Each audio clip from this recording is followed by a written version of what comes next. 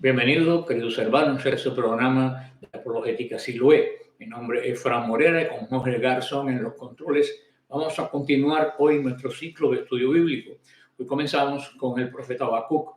Pero antes de comenzar, como siempre, nos ponemos en la presencia del Señor en el nombre del Padre, del Hijo y del Espíritu Santo. Amén. Y oramos. Padre bueno, ilumínanos desde arriba. Danos el don del Espíritu Santo prometido, que venga y abra nuestro corazón, nuestra mente, nuestro espíritu, a poder de tu santa palabra, que esta venga, se haga vida en nosotros, y así nos ayude a construir el reino de Dios. Todo esto lo pedimos por Jesús el Señor. Amén. María, Madre de la Iglesia, ruega por nosotros. Santa María de Jesús crucificado, ruega por nosotros. Pues bien, mis queridos hermanos, hoy llegamos a este profeta menor llamado Habacuc, profeta poco conocido, poco leído, profeta corto, bien corto, bien corto. Tan corto es que posiblemente hoy hagamos 2 capítulos, porque solamente tiene 3. Como les decía de la vez anterior, muchas veces parece repetitivo, un poco cansón esto de los profetas menores, porque dicen lo mismo más o menos. Pero es que todos vivieron en la misma, casi todos, vivieron en la misma época que los profetas mayores también. No fue que vivió uno detrás de otro, sino que todos vivieron más o menos en el mismo ambiente, unos en el reino del norte, otros en el reino del sur, pero todos vivieron la misma situación religiosa, la misma situación social. Y por eso es que prácticamente parece que todos dicen lo mismo, aunque cada uno tiene pues su toque que lo define bien, pudiéramos decir, lo hace diferente de los demás, tiene un enfoque principal. Vamos a ver Habacuc hoy en el nombre del Padre, del Hijo y del Espíritu Santo. Amén. Del profeta Habacuc no sabemos casi nada. No se menciona en ningún otro libro de la Biblia, dado que profetizó la llegada del ejército babilonio y la destrucción de Judá. Profetizó al parecer algún tiempo antes, podríamos decir que casi inmediato de esta invasión. Por eso muchos piensan que Habacuc ministró en algún momento durante el reinado del rey Joacim, alrededor del año 607 antes de Cristo. Es decir, es difícil decir con certeza cuándo profetizó Habacuc. Como habla de Dios levantando a los babilonios, podemos suponer que escribió en el periodo de 25 años entre el tiempo en que Babilonia conquistó Nínive y el imperio asirio y el tiempo que Babilonia conquistó a Jerusalén. Babilonia conquistó el imperio asirio en el año 612 a.C. y conquistó a Jerusalén en el año 587 a.C. Tampoco sabemos cuántos años tenía Habacuc cuando dio estas profecías, pero es probable que viviera, como dijimos, en la época del rey Josías y diera esta profecía durante el reinado de uno de los sucesores de este rey. Habacuc sabía bien lo que era vivir durante un tiempo de avivamiento, ver que el pueblo pues se levantaba en este amor de Dios y después ve caer al pueblo en un letargo y del letargo pasa al pecado. Y eso nos tiene que llamar mucho la atención. Fíjense este proceso que vive Habacuc, avivamiento de la fe, letargo, ya las cosas se hacen normales, se hacen habituales, caen en un letargo, del letargo pasan al pecado y de ahí son destruidos. Por eso es que el Señor nos llama siempre a mantener el fuego ardiente. Es muy fácil, hermanos, que a uno se le apague el fuego. Hay muchas condiciones que ayudan que a ti se te apague el fuego del Espíritu Santo. Los levitas, una de las funciones de los sacerdotes, específicamente en el templo antiguo de Jerusalén, era que cuando se levantaban por la mañana, antes de abrir las puertas, lo primero que hacían era coger unos rastrillos, quitar la ceniza encima del altar y avivar el fuego. Este fuego siempre estaba ardiendo, el fuego del templo, de los sacrificios, pero tanta leña que se quemaba durante el día, con tantos cientos de sacrificios, la ceniza iba tapando el fuego. Y si se dejaba que la ceniza se acumulara, apagaba el fuego. Por eso los sacerdotes y los levitas con grandes rastrillos que se subían al altar y quitaban toda la ceniza y avivaban el fuego. Fíjense, eso lo hacían todas las mañanas. Esto es un indicativo de lo que nosotros tenemos que hacer todas las mañanas cuando nos levantemos, quitar la ceniza del día anterior que cayó sobre nuestro corazón. ¿O sabe Dios desde cuándo tenemos ceniza ahí que está apagando el fuego? Pero de pedirle por la mañana, Señor, quítame la ceniza que haya podido caer en mi corazón y aviva ese fuego en mí para que no caiga en el letargo y para que después no caiga en el pecado. Había este profeta vivido un periodo de gran avivamiento nacional. Inmediatamente de este gran avivamiento empezó el declive espiritual. Por esto, Habacuc nos habla que tiene una profecía. La profecía llega al profeta, no solo en el sentido de un mensaje de Dios, sino también en el sentido de un gran peso. No solo en el mensaje, sino que esta profecía pesaba en el corazón de Habacuc. Era pesada en su contenido, porque Habacuc anunció el juicio que venía sobre Judá, sobre el pueblo santo de Dios. También era pesada en su fuente, porque Habacuc trataba con preguntas difíciles que llevaba a Dios, y la respuesta de Dios a estas preguntas también eran difíciles. Este es el profeta que dialoga. Habacuc pregunta cosas muy difíciles, el Señor le contesta cosas bastante difíciles. El nombre de Habacuc deriva del verbo hebreo abrazar. Su nombre probablemente significa el que abraza o el que se aferra a algo. Es un nombre apropiado tanto para el profeta como para el libro, porque Habacuc llega a una fase firme al enfrentarse cuestiones difíciles. Y esto nos presenta un ángulo diferente de este profeta a los demás. Como le dije, cada uno tenía una característica interesante que nos sirva a nosotros de molde de patrón. El profeta, este título es raro en los títulos de los libros proféticos, a lo mejor en Ageo o en Zacarías. Y algunos lo toman para indicar que Habacuc era un profeta profesional. Uno que se ganaba la vida sirviendo como profeta en el templo, de tantos que habían, o en la corte, o que hacía la profecía en otros lugares donde la ciudad era popular, que la gente se congregara y pudiera pues llevar a este tipo de mensajes que le llegaran a la gente. Vamos a ver el libro en el nombre del Padre, del Hijo y del Espíritu Santo. Amén. Y dice así: oráculo que tuvo en visión el profeta Habacuc. ¿Hasta cuándo, Señor, pediré auxilio sin que me escuches? Gritaré a ti violencia sin que me salves. ¿Por qué me haces ver la iniquidad y contemplar la fatiga? Pues ante mí está la desolación y la violencia. Surgen contiendas y se promueven riñas.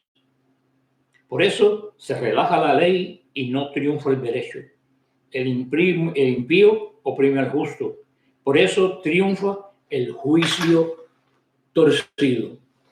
Habacuc veía la violencia en que se desencadenaba en esta sociedad, no muy diferente a la que se desencadena en la nuestra en estos tiempos. Y veía cómo también esa violencia muchas veces nacía de la injusticia que veía a todo su alrededor, injusticia de todo tipo. Era un tiempo convulso este que se veía. Y por eso él se hacía la gran pregunta que nos hacemos en algún momento de nuestra vida, nos hemos hecho todos. ¿Dónde estaba Dios en medio de todo aquello? ¿Por qué no arreglaba las cosas que estaban tan mal?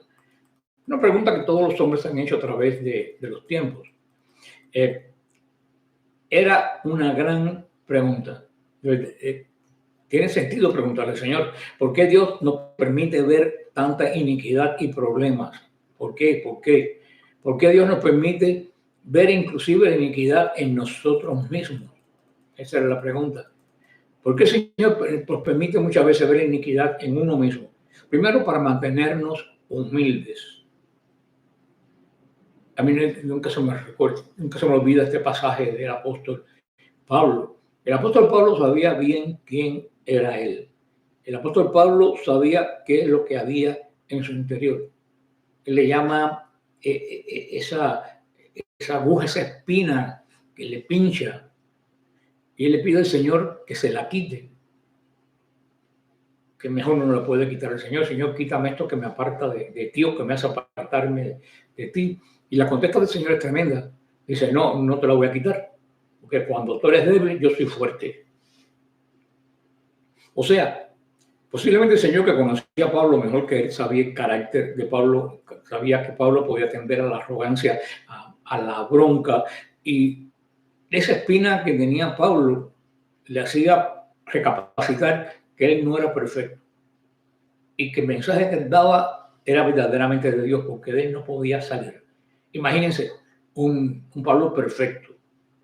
Yo me acuerdo una vez, ya siendo adolescente, joven, mi director espiritual era el Monseñor Azcárate, un gran obispo jesuita en La Habana, y yo le decía, yo me confesaba, le decía todos mis problemas y mis defectos a él, y yo decía, pero ¿por qué el Señor me permite ser de esta forma? Y él me decía, tú te imaginas, tú sin defectos no hubiera quien te aguantara.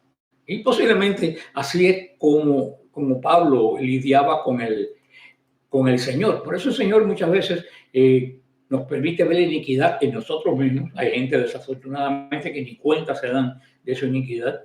Primero, como les dije, para mantenernos humildes.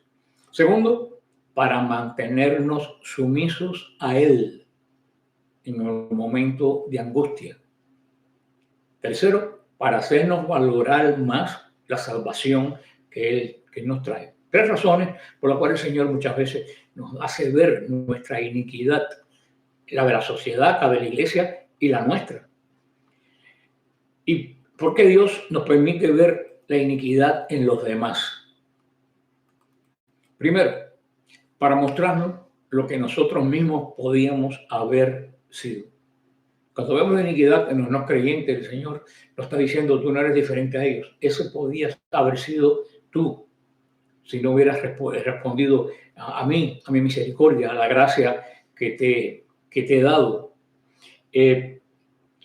Para mostrarnos, para hacernos ver la maldad del pecado, para que podamos pasarlo de largo y odiarlo y no caer en él nosotros mismos. Para eso también el Señor nos hace ver la iniquidad de los otros. Para hacernos admirar la gracia de Dios cuando vemos cómo salva a los pecadores, cómo los pecadores se convierten muchas veces a través de algo que uno ni siquiera se imagina que va a llegar al corazón de nadie, una frase, una sonrisa, para hacernos más fervientes en este trabajo, para que Dios nos pueda utilizar para la salvación de otros, para extender el reino de Dios, que a la larga es nuestra misión. ¿Qué veía Habacuc? Iniquidad, molestia, destrucción, violencia, pleito, contiendas, la ley debilitada, el juicio no se hacía según la verdad, la justicia torcida, que hermano, eso a ti te suena extraño. Es lo que estamos viviendo nosotros hoy en día. Esto parece una lista de calamidades que nosotros vivimos en el presente, ampliada con el uso del Internet, que gracias a Dios Habacuc no lo tenía. Habacuc veía problemas y pecados en todas partes, desde las relaciones personales hasta los tribunales de justicia. Y esto lo angustiaba tanto que clamó a Dios. Llegó un momento que enfrentó a Dios y le preguntó que por qué no hacía nada en contra de eso y corregía las cosas inmediatamente. Habacuc abordó las preguntas que surgen cuando alguien realmente cree en Dios. Cuando tú tienes una bronca con Dios, solamente puede tener una bronca con Dios aquel que cree en Dios.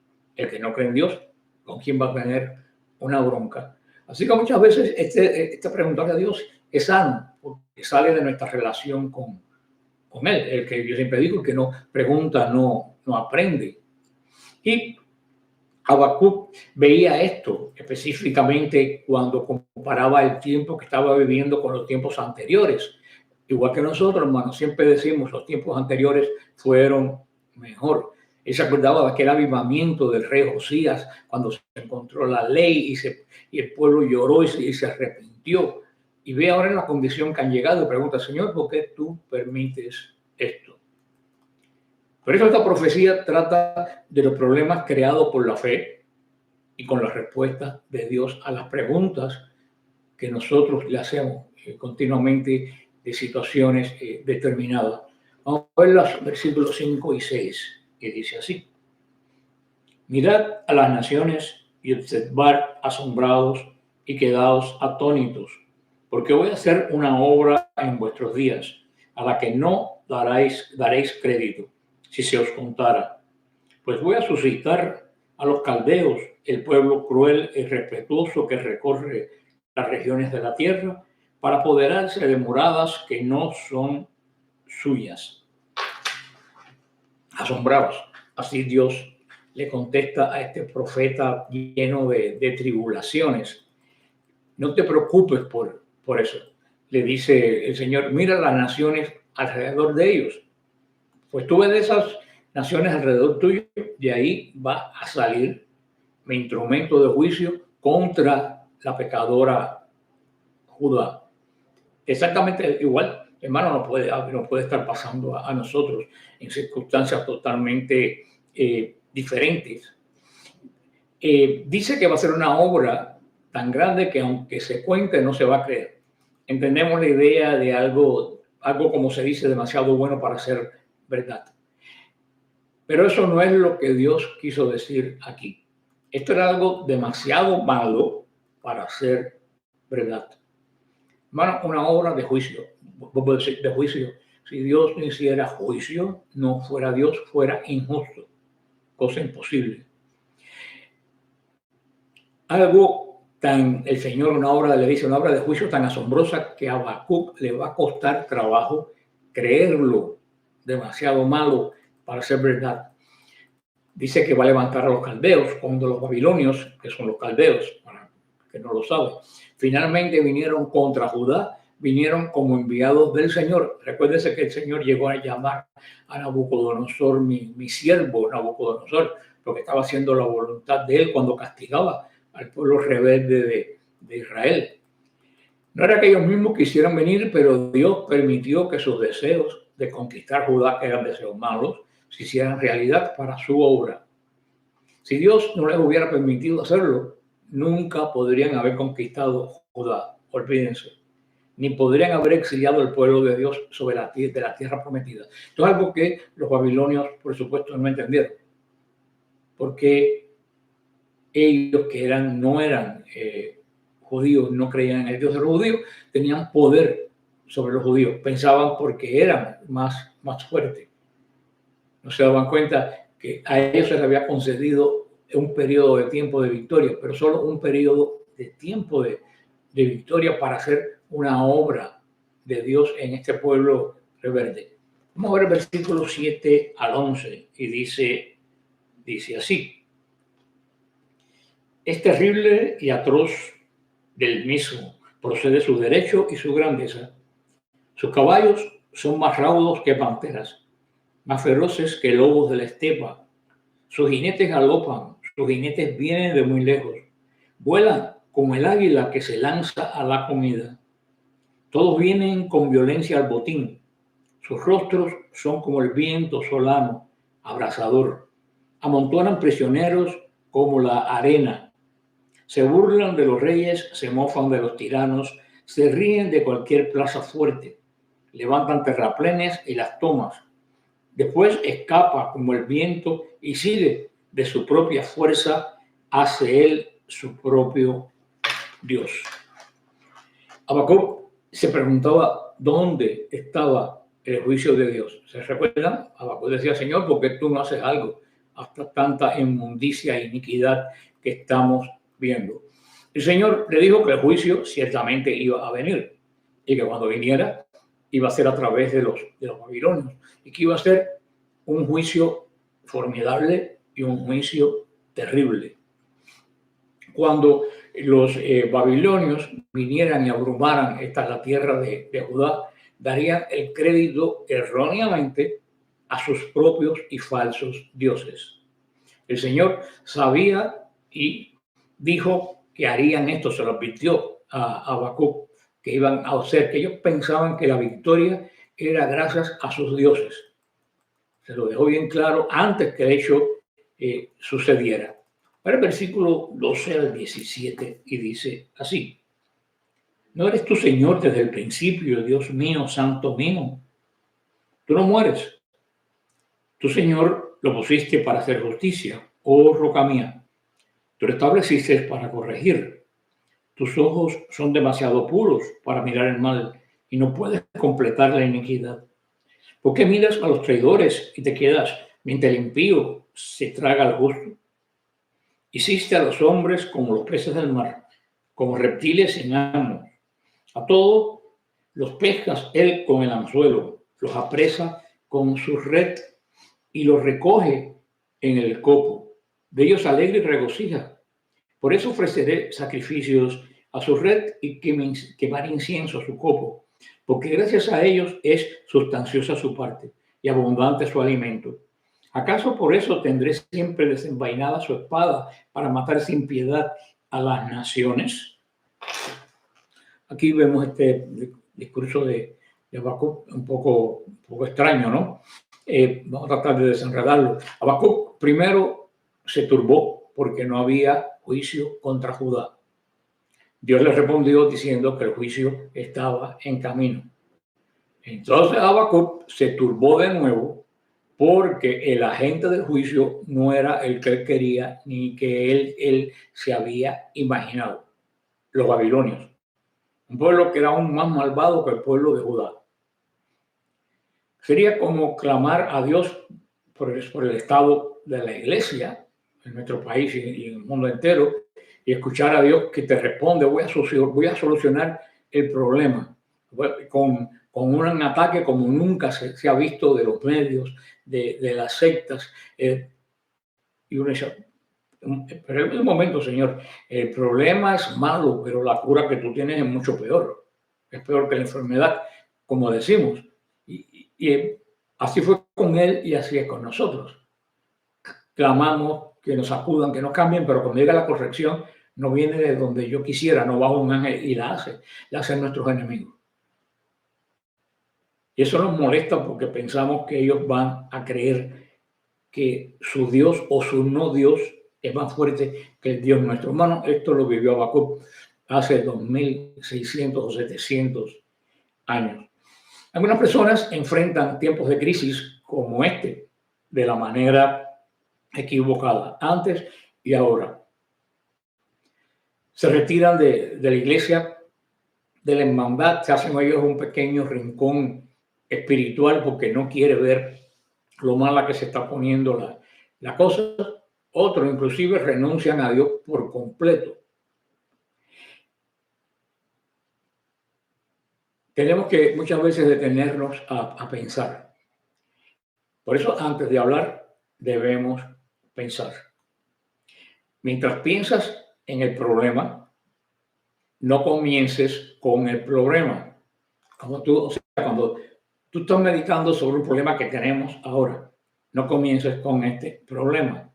Vete más atrás a los principios básicos acerca de Dios y la alianza que tiene con la iglesia a través de la Eucaristía, a través de los sacramentos. Cuando hacemos esto, ahora pensamos en el problema a la luz de estos principios.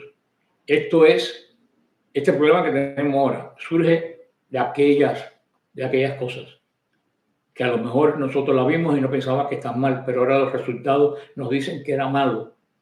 Entonces tenemos que encomendar al Señor el asunto con fe. O sea, cuando ya tú sabes lo que está pasando, decir: Señor, mete tu mano. Ojo, puede ser que el Señor meta la mano como lo va a hacer, pero muchas veces lo va a hacer de la forma que ni tú ni yo queremos y por los medios que nosotros jamás hubiéramos pensado en ello. Esto era aún más problemático para Habacuc, porque él conocía el carácter de Dios. Por eso es que dice que él es limpio de ojos, que él tiene los ojos limpios para ver el mal y que no soporta el agravio. Puesto que Habacuc entendía el carácter de santidad de Dios, él estaba más preocupado que nunca en cuanto a por qué Dios iba a juzgar a Judá, exaltando a una potencia peor que Judá. Por eso es que la respuesta de Dios, como siempre pasa, lo dejó desconcertado. Si tú no quieres desconcertarte, no le preguntes a Dios. Si tú le preguntas a Dios, la respuesta que vas a recibir, yo diría que en un 90% no es la que tú quieres hoy. Habacuc dice, ¿por qué si somos malos, tú nos vas a arreglar con alguien que es todavía peor y le vas a dar el gusto de vencernos y pensar que es superior a nosotros en todos los sentidos? Habacuc se preguntaba cuánto tiempo permitiría el Señor para que los babilonios continuaran con esta conquista que fue muy cruel de todas las naciones que rodeaban a Israel. Los babilonios fueron comiéndose poco a poco todas las naciones. Recuérdense cuando estudiamos, ya lo vimos en otros profetas, cómo fueron avanzando a todo alrededor de Israel. Era como si el pueblo de Dios fuera conquistado tan fácilmente como se puede agarrar un pez en una red. Por eso que dice, fácilmente somos tomados y destruidos.